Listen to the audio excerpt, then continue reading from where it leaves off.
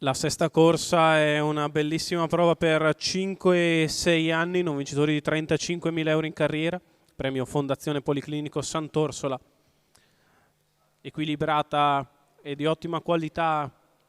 Il 9 al via, l'1 Belgnaro Lusso Enrico Montagna, 2 Boa San Adrian Gioni, 3 Beatles Spritz Francesco Tufano, 4 Best Vo Paolo Scamardella, 5 Bellatrix Font Giorgio Cassani, 6 Bentley Edoardo Balti, in seconda fila 7 Blackfire Horse Manuel Pistone, 8 Bono Jet Natale Cintura, 9 Amos Rab Carmine Piscuoglio.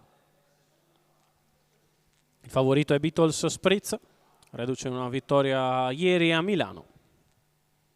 Autostart che prende velocità.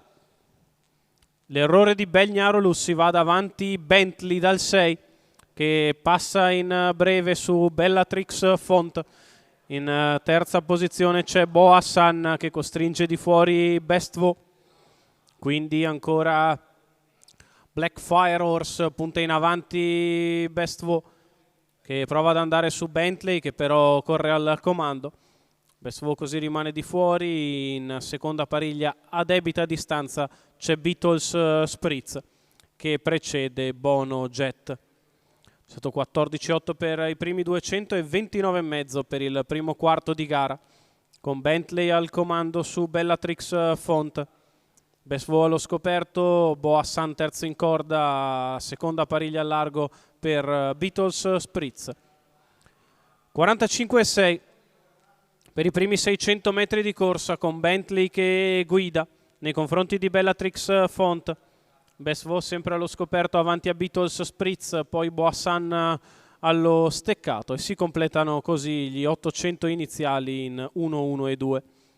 Con Bentley che continua a guidare avanti a Bellatrix Font, Best Vo sempre di fuori.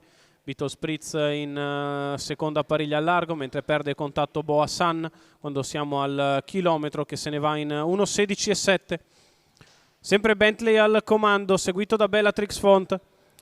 Best Vo che al largo prova a tornare sul leader in attesa degli eventi è Beatles Spritz. A 400 metri dalla conclusione, la retta di là in 14,9. Bentley e Best Vo sempre alle prese, Beatles Spritz che si mette in terza ruota, Bellatrix Font senza spazio. Quando siamo a metà della piegata conclusiva, Bentley che si difende alla corda, Beatles Spritz che viene con decisione in mezzo alla pista anticipando le mosse di Bono Jet. Tra i cavalli c'è ancora Best Vo, va di dentro Bellatrix Font, la retta arrivo con Bentley che è attaccata da Beatles Spritz che interviene a centropista. Beatles Spritz che nel finale passa e vince facile nei confronti di Bono Jet che sul palo copre completamente l'iniziale leader Bentley.